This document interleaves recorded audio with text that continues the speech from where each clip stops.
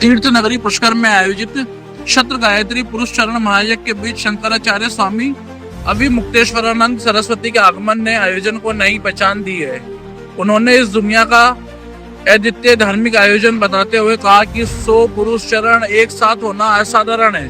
शंकराचार्य ने यज्ञ स्थल को अध्यात्म की ऊर्जा का समुद्र बताया और कहा कि यहाँ हर व्यक्ति आध्यात्मिक शक्ति प्राप्त कर सकता है। उन्होंने मंदिरों के व्यवसायीकरण पर चिंता जताते हुए स्पष्ट कहा कि मंदिर आराधना के केंद्र है, न कि कमाई का जरिया। साथ ही गौ रक्षा को समाज का परम कर्तव्य बताते हुए देशवासियों को जागरूक होने का आह्वान किया है।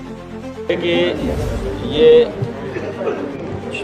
वर्तमान समय का नीचे रखा दिया जितना बड़ा ये धार्मिक आयोजन है, सही लग रही है। उसकी बराबरी कोई भी आयोजन नहीं कर सकता। एक पुरुष चरण करना कठिन होता है।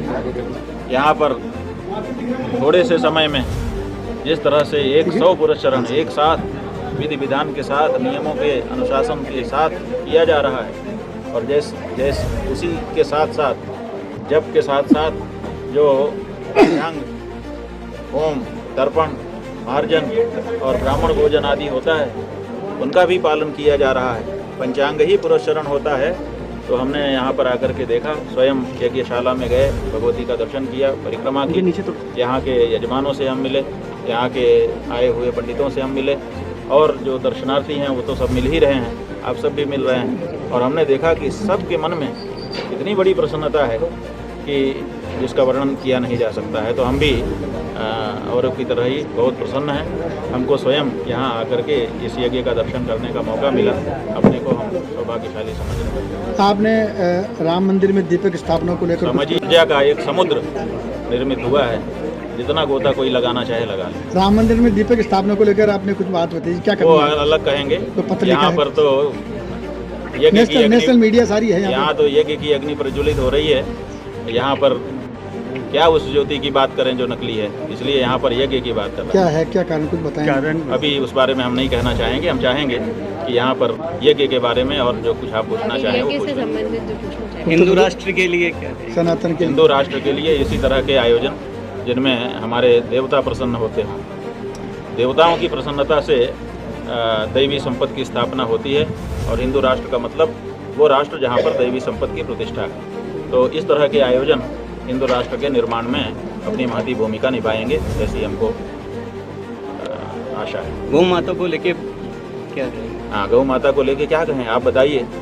राष्ट्र हमारे जो 33 कोटि देवता, उन 33 कोटि देवताओं को प्रसन्न करने के लिए हमारे पास कोई उपाय ही नहीं है यज्ञ के अलावा, और यज्ञ बिना गौ माता के घृत के हो ही नहीं सकता। इसलिए हमारे लिए तो गौ माता अनिवार्य है, अपरिहार्य है।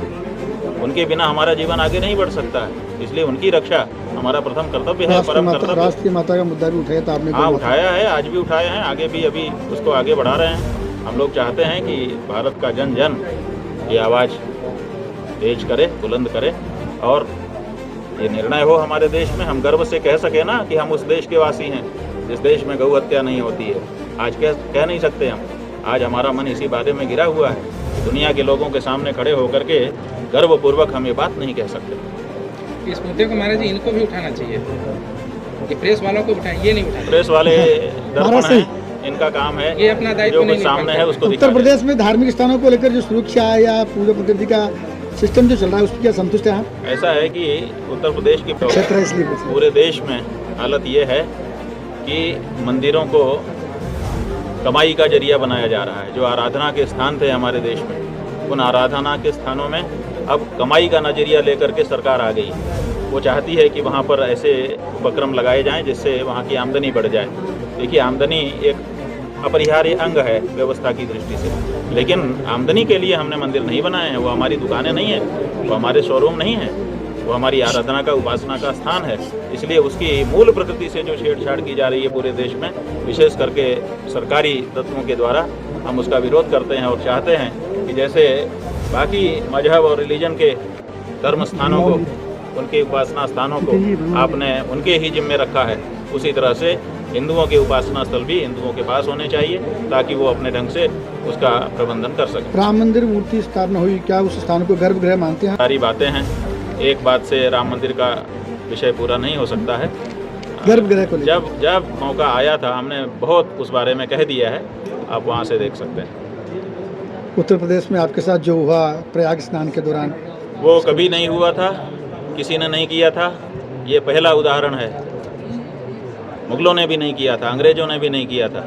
जिस तरह से वहाँ सनातन धर्म के प्रतीकों पर प्रहार हुआ वो ठीक नहीं था। अभी तो ये सब मत करिए ना।